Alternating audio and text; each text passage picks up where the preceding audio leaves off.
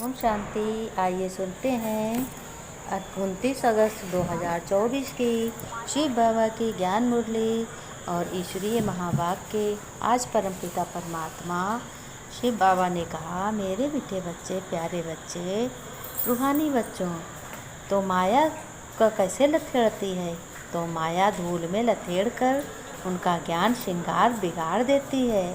जो बच्चे माया जीत नहीं बनते हैं, माया में आ कर के अपने को फंस जाते हैं, तो उनको माया लथेड़ देती है। भले बाप का श्रृंगार बच्चे करते हो, लेकिन तुम्हें अपना पुरुषार्थ भी तो याद करना चाहिए। चाहिए कि नहीं चाहिए बच्चों? बाबा ने कहा कि अपने बच्चों, अपने कर्तव्य याद रखो। बाप जानते हैं कि धारणा तो सब नंबरवार ही करेंगे, फिर क्यों नहीं धारण करते हैं? अभी तक कई बच्चे मुख से ऐसा बोलते हैं जैसे जंगली, जैसे कुछ बात में प्यार ही नहीं। बाबा ने कहा, जैसे कहते हैं बाबा कि जैसे श्रृंगार हुआ ही नहीं है, सब कुछ भूल जाते हैं, जैसे भगवान कुछ सिखाते ही नहीं हैं। यह है बच्चों सच्ची कमाई 21 जन्मों के लिए। इस पढ़ाई बगैर भविष्य पद बिल्कुल नहीं मिल सकता बच्चों। यह अविनाशी कमाई तुम्हारे साथ चलेगी। जब मनुष्य मरते हैं तो खाली हाथ जाते हैं और तुम्हारे हाथ भरतू जाएंगे। तुम 21 जन्मों की कमाई लेकर के जाओगे सभी आत्माएं। ज्ञान तो बच्चों इतना सहज है, जो भले किसी के हाथ पैर या आंखें भी ना हो तो भी समझ सकते हैं। कहते हैं ज्ञान तो बहुत अच्छा है, सभी लोग समझ सकते हैं, क्योंकि यह ज्ञान आत्मा के लिए है, ना कि शरीर के लिए नहीं है। ये ज्ञान आत्मा के लिए है। मैं तुमको सबको जगत का मालिक बनाने का रास्ता बताता हूँ। बाबा ने कहा, तो बच्चों हेल्थ, वेल्थ और हैप्पीनेस देता हूँ तुम्हें। तुम सिर्फ मामेकम याद करो, यानी मुझे याद करो। भगवान शिव बाबा ने कहा तो मालिक बन जाएंगे और सृष्टि चक्र को जानने से चक्रवर्ती राजा भी बन जाएंगे। फिर शिव बाबा ने कहा, मेरे मीठे बच्चे, तुम यहाँ पढ़ाई पढ़ने के लिए आए हो। तुम्हें आँख बंद करने की दरकार नहीं। पढ़ाई आँख खोल कर पढ़ी जाती है। क्या किसी को याद करने के लिए आँखें बंद करते हो? नहीं। बाबा ने कहा, भगवान तो आँख खोल करके देखो भगवान को, तभी तो भगवान से प्यार होगा। ये ब्रह्मा बाबा के शब्द हैं। फिर शिव बाबा ने कहा, बच्चों, प्रश्न में कहा भक्ति मार्ग में कौन सी आदत भक्तों में होती है? तो अब तुम बच्चों में नहीं होनी चाहिए बच्चों, बिल्कुल इस आदत को हटा देना चाहिए। उत्तर में बाबा ने कहा, बच्चों ध्यान से सुनो। जब बच्चों भक्त में किसी भी देवता की मूर्त के आगे आकर कुछ न कुछ मांगते रहते हैं, उन्हों में मांगने की ही आदत पड़ जाती है। लक्ष्मी के आगे जाएंगे तो धन मांगेंगे, लेकिन मिलता कुछ नहीं है। अब तुम बच्चों में यह आदत नहीं है, क्योंकि तुम दाता के बच्चे हो। तुम तो बाप के वर्षे के अधिकारी हो, यानी भगवान के हकदार हो, भगवान की जायदाद के हकदार हो। तुम सच्चे विचित्र बाप को देखते रहो, इसमें ही तुम्हारी सच्ची कमाई है। फिर बाबा ने कहा, रूहानी बाप भगवान शिव बाबा बैठ रूहानी बच्चों को समझाते हैं और कहते हैं, ये पाठशाला है, परंतु यहाँ कोई चित्र आदि देहधारी को नहीं देखना है।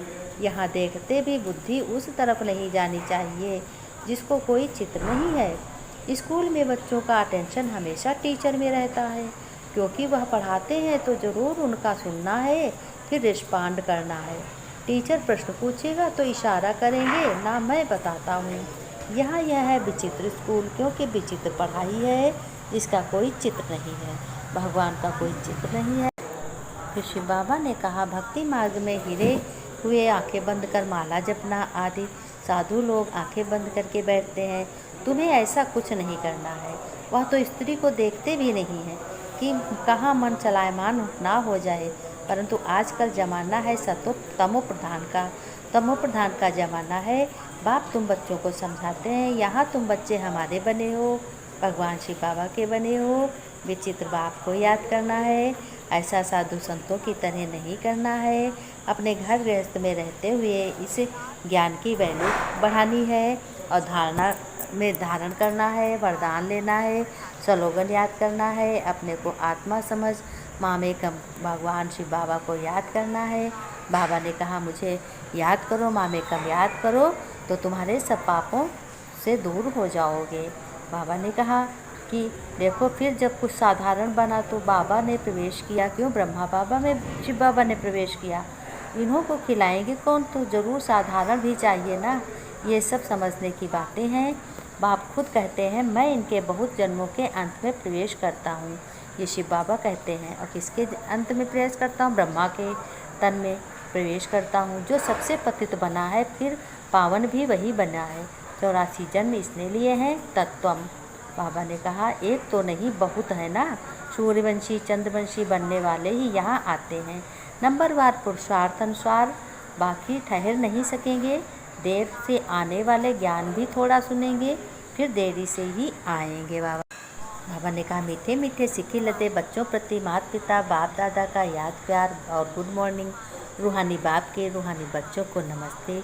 बच्चों ने नमस्ते की, हम रूहानी बच्चों की रूहानी बाप दादा को याद प्यार नमस्ते नमस्ते गुड मॉर्निंग शिव बाबा। धारणा के लिए मुख्य बाबा ने बताए कि बाप जो ज्ञान श्रृंगार करते हैं उसे कायम रखने का पुरुषार्थ करना है। बच्चों माया की धूल में ज्ञान श्रृंगार बिगाड़ना नहीं है। पढ़ाई अच्छी रीत पढ़कर अविनाशी कमाई करनी है। इस चित्र अर्थात देहधारी को सामने देखते हुए बुद्धि से विचित्र बाप को याद करना है। आंखें बंद करके बैठ नहीं जाना है, बैठने की आदत नहीं डालना। बेहद के बाप से कुछ भी मांगना नहीं है। जब तुम बच्चे हो तो तुम्हारा तो भगवान का जो कुछ है वो सब तुम्हारा है। बाप अपने बच्चों को सब कुछ हंसी खुशी दे देते हैं, क्योंकि बच्चों का ही हक होता है। वरदान में बाबा ने कहा समय के महत्व को जान, फास्ट सो फास्ट आने वाले तीव्र गति के पुरुषार्थी भव। विस्तार में बाबा ने कहा देखो बच्चों ध्यान से सुनो, ये वरदान तुम्हारे बहुत काम आने वाला है। इसी वरदान से हमेशा सजे रहो, सफलता को प्राप्त करते रहो। अव्यक्त पार्ट में आई हुई आत्माओं को फास्ट सो फास्ट आने का वरदान प्राप्त है। तो समय के महत्व को जानकर बच्चों मिले हुए वरदान को स्वरूप में लाओ अपने। यह अव्यक्त पालना सहज शक्तिशाली बनाने वाली है, इसलिए जितना आगे बढ़ना चाहो बढ़ सकते हो। बाप दादा और निमित्त आत्माओं की सर्वशक्ति प्रति सदा आगे उड़ने की दुआएं होने के कारण तीव्र गति के पुरुषार्थ का भाग्य सहज मिला हुआ है। स्लोगन में बाबा ने कहा इस एक पॉइंट को बच्चों हमेशा याद रखो, निराकार सो साकार के महामंत्र की स्मृत से निरंतर योगी बनो। तुम घर गृहस्थ में रहते हुए इस ज्ञान को, अविनाशी ज्ञान को आराम से अपने इसको। फिर बाबा ने एक बहुत मोस्ट बात कही कि महारथियों के लिए एक डायरेक्शन दे रहे हैं। बाबा ने दिया है महारथियों के पुरुषार्थ की स्पीड भले सबसे तीव्र है, लेकिन फास्ट गति के साथ साथ ये ब्रेक भी इतने ही पावरफुल हो जाए। सेकंड में संकल्प द्वारा सारी विश्व तो क्या तीनों लोकों का चक्र लगाओ बच्चों, लेकिन चक्र लगाते अगर ऊपर स्टॉप करना चाहें तो बुद्धि एकदम बीज रूप स्थित में सेकंड में स्थित हो जाए। अगर ऐसी प्रैक्टिस हो बच्चों, एक तरफ अति विस्तार और फिर एकदम फुल स्टॉप करने में, तभी अंत में पास विद ऑनर बन सकेंगे। बाबा ने कहा अंत समय की परिस्थितियां बच्चों बुद्धि में अनेक संकल्प लाने वाली होंगी। उस समय बच्चों उन सब संकल्पों से परे एक समय एक स्थित में रहने की शक्ति भी चाहिए बच्चों। सफलता को प्राप्त कर